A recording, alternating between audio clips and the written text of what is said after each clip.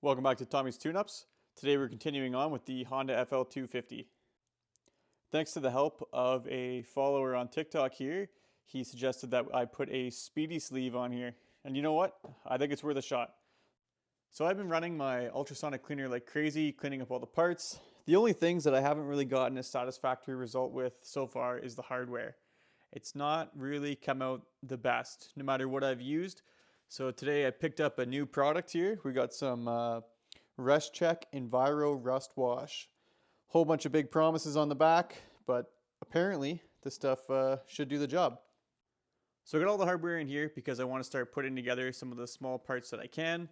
And I also put in this flywheel off of the engine of Broken Dreams there because I just want to see what it does. So this should give me a pretty good baseline of what it's going to do on rust, because everything else I've washed before with a Simple Green, WD-40, CLR, Crud Cutter, nothing really did anything. So all we're going to do is we're going to put in a whole bunch of this rust wash, some plain water, and some hot water out of the kettle, and we'll get this heated up, and then we'll put a bit of dish soap in there, spin it around, and see what happens. One of the nice things about this stuff is apparently it's supposed to be somewhat environmentally friendly, which is good. I don't really like running all kinds of chemicals here in the garage, especially when I'm in here. It says to let everything soak, but we'll run it in the cleaner and see what happens. There's no real exact ratio I'm doing here either, just making sure there's lots. But I'd say that was about, I don't know, a third of the jug. Up next we'll do our hot water from the kettle. This just helps speed up the heater instead of waiting for it to heat up for a long time.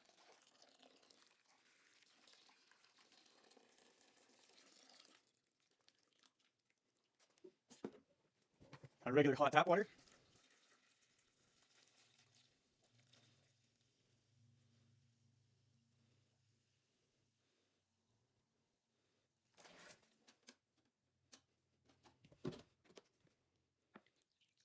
Again, just a magic amount of dish soap.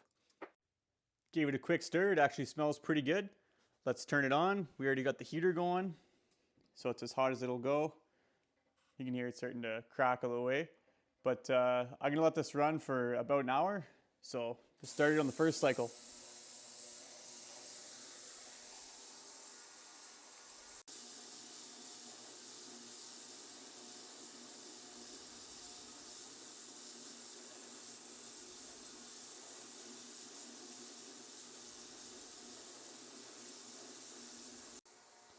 Hopefully behind me the cleaner isn't too loud. It's not that bad in person, but it can get a little bit annoying.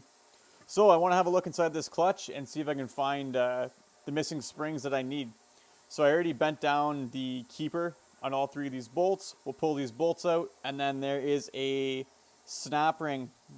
So I got to pull that snap ring off, and then this whole cover should come off. It's supposed to be gold and just natural aluminum, and my cover here was red. This has been painted. That whole other engine had been painted, but you can tell there's signs of silver paint all over this thing.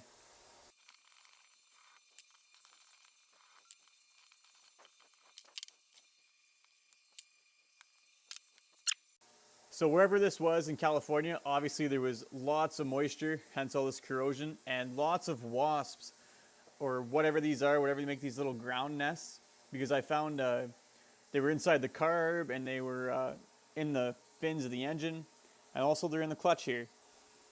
So I'm going to have to run this through the cleaner after it's done with the other cycle doing all the hardware. It doesn't look too bad. It should clean up pretty well. But this is the little piece on the other one that's broken. So it's the left-hand side spring. Need two of them. So we got one. There's two. And there's three. So that's good news. I don't really want to part this clutch out, but I'm going to have to. This one here is in better shape, but it does have some broken springs. So we'll pull the springs off this one, and then we'll keep the rest for spare because you never know. Well, I don't feel so bad about parting this clutch out now. As you can see, there's a pretty good crack right there, and it goes all the way down. It doesn't come through to the face on the other side, but that's enough for me not to want to run this clutch. So to remove these rollers and everything, what you have to do is you have to push the spring off of the detent on the roller, like that.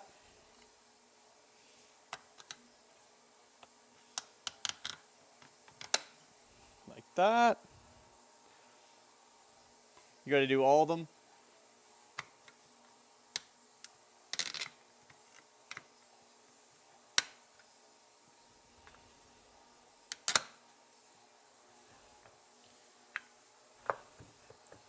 So that moves nice and free. That's good.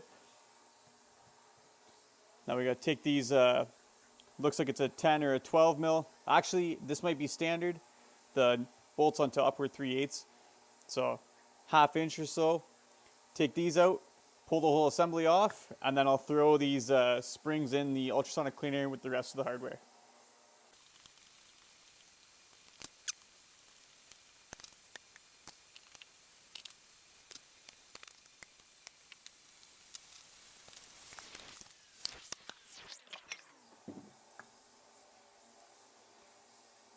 Look at that.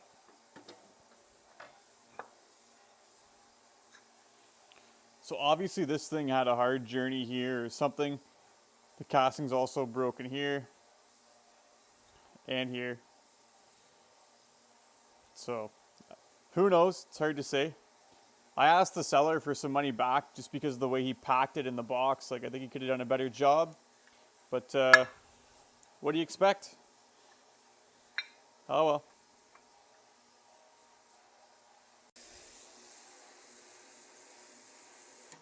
All right, it finally stopped. It's quiet. Let's have a look-see.